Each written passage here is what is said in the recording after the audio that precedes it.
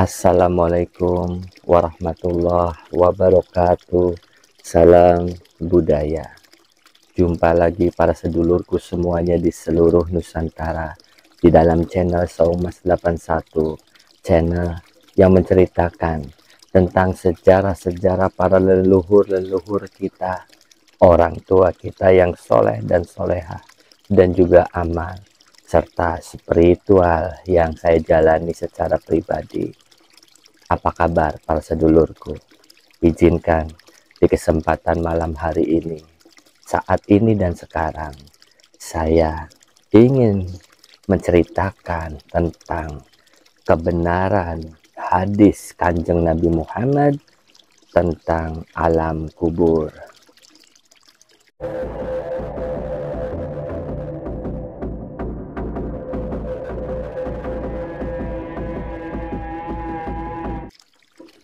Apa kabar para sedulurku?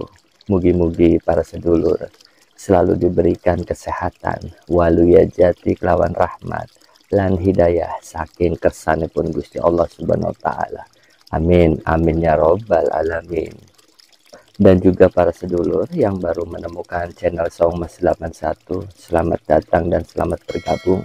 Dan bagi para sedulur yang sudah mensubscribe, saya ucapkan matur sangat. Dan juga yang sudah memberikan super tanknya kepada Saumas, beramal melalui sebagian rezekinya dengan cara mengklik super tank untuk Saumas. Matur kesuwun sangat, mugi-mugi rezekinya dijembarkan oleh Allah Subhanahu wa taala.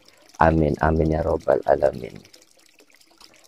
Izinkan para sedulur untuk pertemuan saat ini dan sekarang. Banyak sekali kita itu, terutama saya pribadi, saya mencontohkan diri saya saja. Banyak sekali beredar di medsos, dan saya pernah membaca itu tentang nasihat-nasihat alam kubur, atau tentang situasi dan keadaan di alam kubur. Tetapi apakah benar seperti itu? Hadis-hadis tentang Kanjeng Nabi juga menyatakan tentang alam kubur. Tapi saya pribadi sebagai hamba Allah dan juga sebagai umat Kanjeng Nabi ingin tahu seperti apa alam kubur itu. Apakah bisa untuk dipelajari dan dirasakan tatkala kita masih hidup di dunia ini. Karena apa para sedulur? Dalam kehidupan seorang muslim, segala sesuatu di dunia ini bisa menjadi suatu pelajaran. Artinya selalu ada ibrah di balik semua kejadian atau ciptaan Gusti Allah Subhanahu wa taala. Salah satu kejadian yang pasti akan ditemui oleh semua orang, pasti yang namanya makhluk hidup, yaitu adalah kematian. Dan saat itulah jasad kita akan berbaring di astana atau di kuburan. Saya pribadi para sedulur sering sekali ke makam orang tua, terutama orang saya pribadi, dan juga ke makam leluhur-leluhur, para wali-wali, para orang-orang yang soleh dan soleha di zamannya. Melihat kuburan mereka itu begitu tenang, adem. Dulu melihat kuburan aja saya itu takut, tapi entah untuk beberapa tahun-tahun yang lalu itu ya merasa adem. Tapi ada sesuatu yang pasti untuk bisa dipelajari dari apa yang kita hadapkan itu berupa makam atau kuburan itu. Karena pasti ada suatu nasihat dan peringatan yang bisa kita petik, terutama diri saya. Nah, itulah permasalahan atau keinginan saya di awal tadi pembicaraan. Apakah bisa dipelajari selagi kita hidup di dunia ini untuk merasakan keadaan di alam kubur?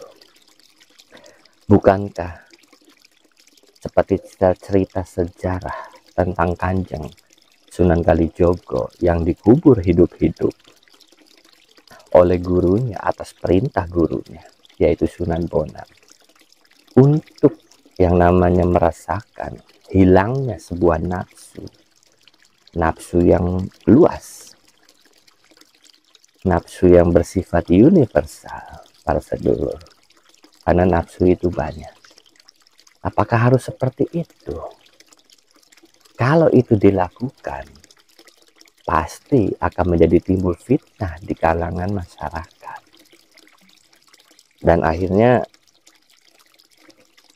saya terutama memiliki, bukan guru spiritual ya, tapi dalam arti sering sharing.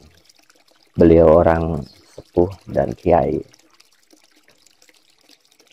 Beliau memberikan suatu pengarahan kepada saya bahwa kalau ingin merasakan itu, ikuti petunjuknya Sunan Kalijogo, tapi dengan cara yang berbeda, yaitu hanya sekedar dipocong. Akhirnya saya lakukan itu. Saya siapkan kain kafan dan juga tikar seperti ini. Tikar terbuat dari daun pandan. Harganya kurang lebih 70-80 ribu ini. Dan juga kain kafan ini sesuai dengan ukuran kita ya. Saya siapkan itu semua.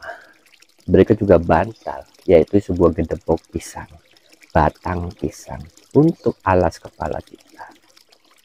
Itu dilakukan setiap malam Jumat Kliwon selama 3 bulan. Karena kalau hanya sekali, saya rasa belum ketemu apa yang kita cari. Kalau melakukan suatu praktek hanya sekali, itu tidak maksimal. Dan pasti tidak berkualitas, karena hanya baru sekali. Tapi kalau 2 atau 3 kali, minimal 3 kali, akan menemukan suatu yang namanya kemaksimalan dalam praktek itu. Dan itu yang saya lakukan pada saat itu. Saya lakukan tadi, dipotong tadi itu, yang tadi saya perlihatkan. Selama 3 kali, berarti selama 3 bulan, di malam setiap Jumat Kliwon saya dipocong. Dipocong bukan berarti diikat. Karena saya hanya seorang diri. Hanya sekadar ditutup seluruh bagian badan. Beralaskan kain pandan tadi,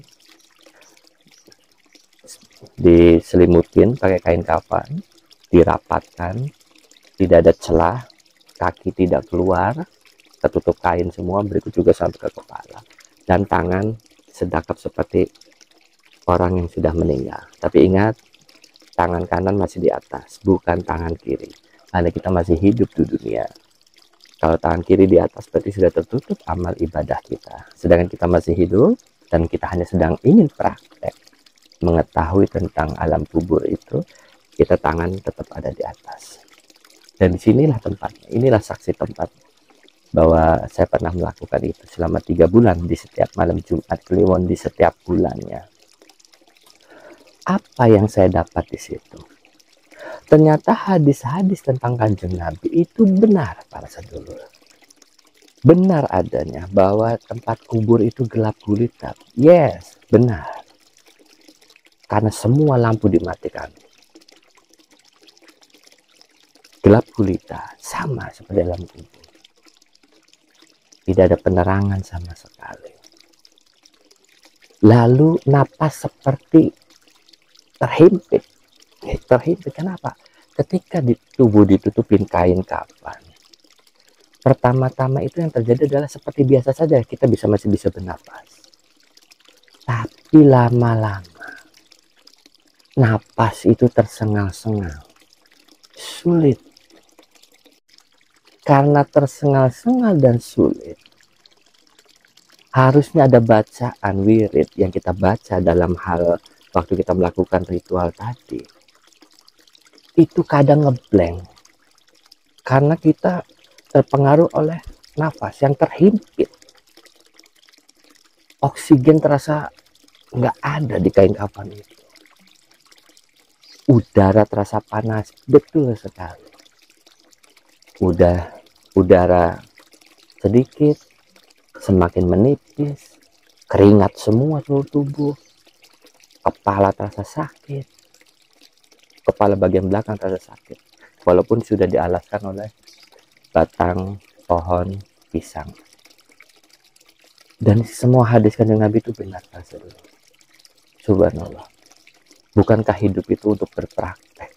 Kalau hanya sekedar teori katanya dan katanya, saya pribadi merasa kurang, para saudara. Harus dipraktekkan agar hidup itu menjadi yakin, hakul yakin, ainul yakin, isbatul yakin. Ketingkatan yang lebih tinggi lagi, bertambah. Bukankah seperti itu? Jika sudah mengetahui hasil-hasilnya, dan seperti ini, dan ada ini, ada itu, dan saya tidak bisa menceritakan, saya bertemu dengan siapa-siapa saja ketika saya melakukan ritual itu, saya tidak bisa menceritakan, hanya ngasih tahu gambaran saja bahwa ada cara untuk mengetahui tentang kebenaran hadis kanjeng Nabi dalam hal alam kubur itu. Para sedulur, mudah-mudahan ini bukan sebagai suatu keriaan atau kesombongan dalam diri saya pribadi. Kembali lagi, kita berbagi pengalaman berdasarkan spiritual diri saya pribadi, bukan jare-jare orang, kata-kata orang. Saya nggak main kalau untuk kayak begitu, para sedulur, tapi pengalaman atas dasar spiritual pribadi. Mangga silakan para sedulur, kita saksikan video tentang petuah alam kubur. Bismillahirrahmanirrahim. Petuah alam kubur. Yang pertama, kubur adalah tempat yang gelap gulita. Jika bisa bicara, ia akan berkata, "Aku adalah tempat yang paling gelap di antara yang gelap. Maka terangilah aku dengan sholat tahajud." Mengapa harus menerangi kubur dengan sholat tahajud? Di alam kubur tidak ada secerca cahaya dan sekilas sinar pun yang menyusup masuk ke dalamnya. Tak seorang pun yang dimasukkan ke dalamnya, melainkan ia akan merasakan dalam keadaan gelap tiada tara. Rasulullah Shallallahu Alaihi Wasallam bersabda dari Abu Hurairah bahwasanya ada seorang perempuan hitam atau pemuda yang biasa menyapu di masjid. Lalu kanjeng Nabi merasa kehilangan terhadap dirinya, maka beliau bertanya tentangnya. Mereka berkata, "Ia telah meninggal dunia." Kanjeng Nabi bersabda, "Mengapa kalian tidak memberitahuku?" Namun mereka seakan-akan memandang remeh akan persoalannya. Kanjeng Nabi bersabda, "Tunjukkan kuburnya kepadaku." Lalu mereka menunjukkannya kepadanya. Kemudian beliau pun sholat jenazah di atas kuburnya. Lalu beliau bersabda, "Sesungguhnya kuburan ini dipenuhi kegelapan bagi penghuninya, dan Allah Ta'ala meneranginya untuk mereka dengan sholatku atas mereka." Hadis riwayat Muslim. Kedua, kubur adalah tempat yang paling sempit, maka luaskanlah ia dengan bersilaturahim.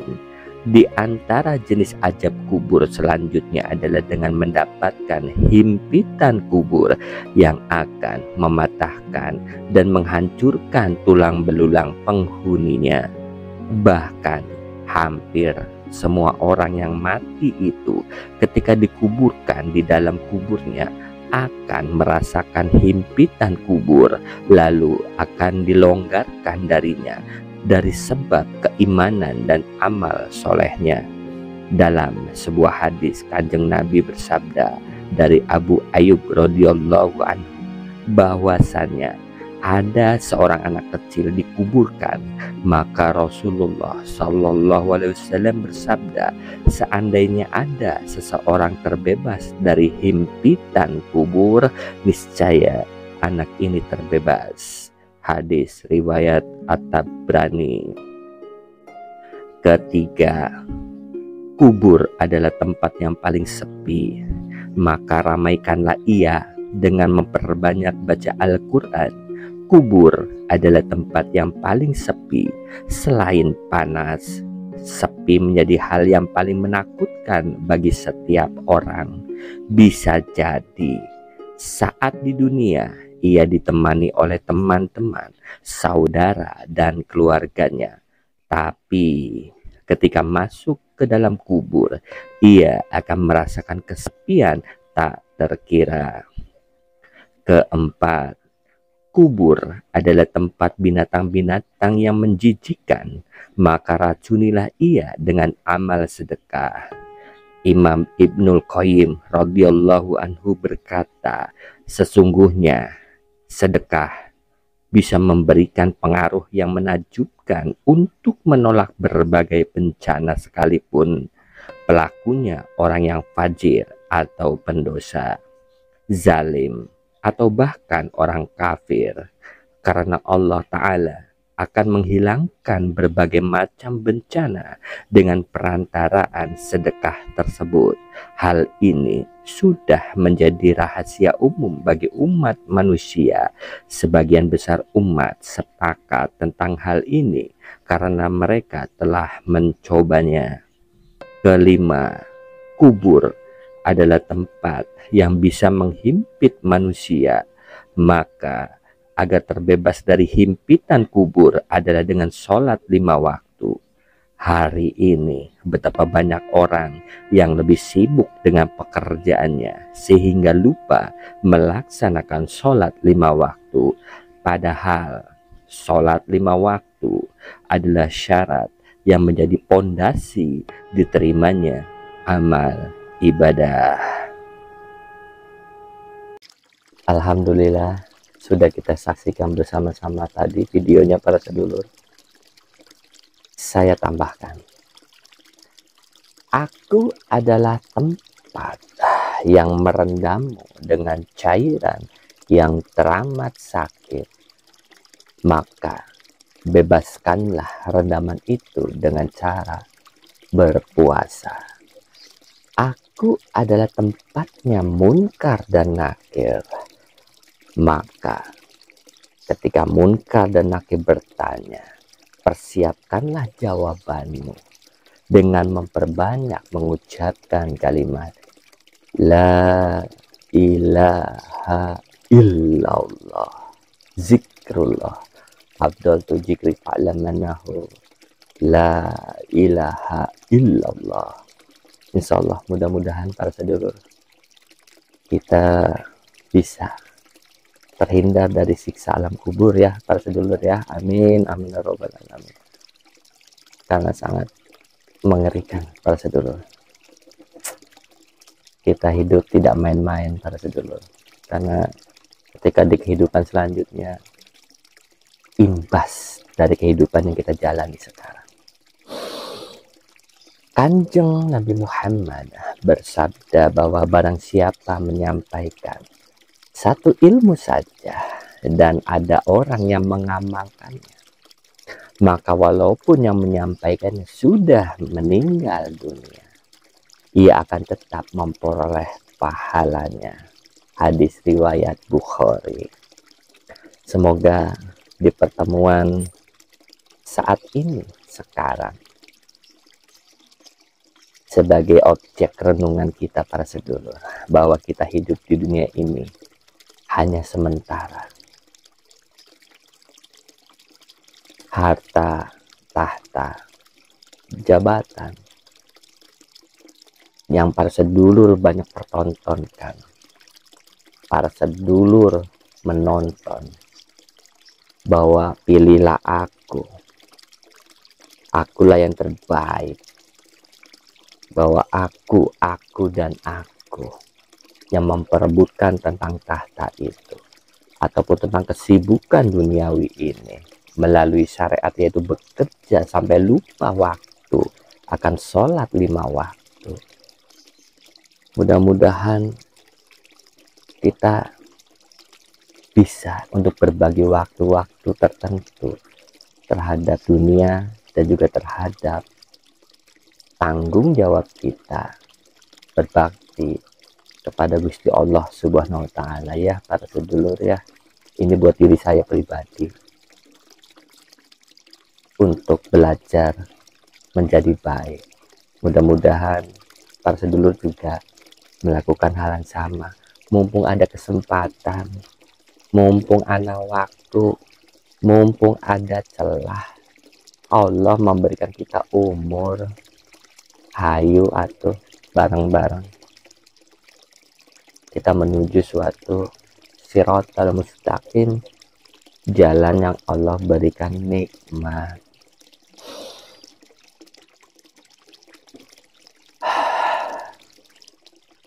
Mudah-mudahan kita semua diberikan suatu kelembutan hati, suatu kesejukan dalam jiwa, dan dalam iman dan takwa. Amin amin ya robbal alamin. Hadoroh Al-Fatihah. Soleh khususan rohi wa jasadi. Sebutkan nama sedulur dan nama bin atau binti bagi laki-laki dan perempuan. Syawalilalaumul Al-Fatihah.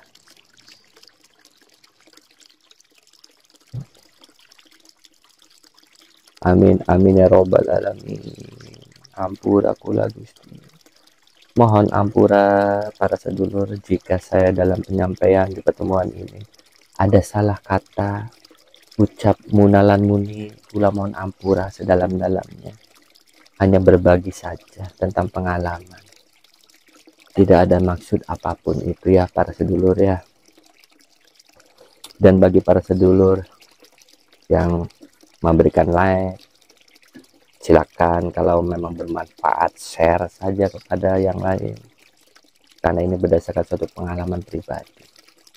Mungkin jarang orang yang melakukan ini, tapi alhamdulillah saya perhatikan juga masih banyak orang yang melakukan hal-hal yang sama, hal-hal yang nyeleneh demi untuk membuktikan kebesaran Gusti Allah. Yang saya seperti yang saya lakukan pasti ada, saya yakin pasti ada.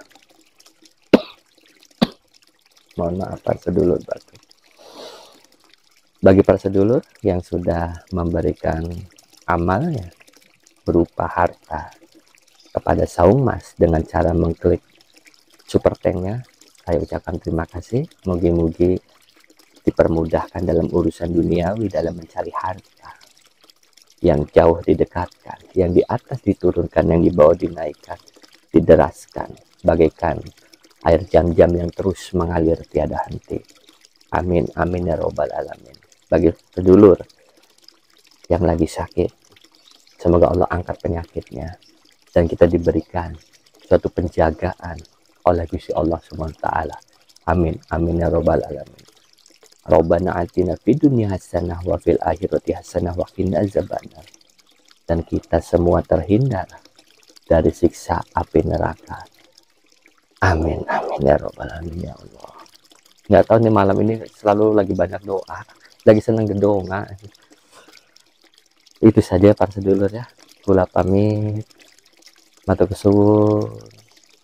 Assalamualaikum warahmatullahi wabarakatuh. Salam budaya.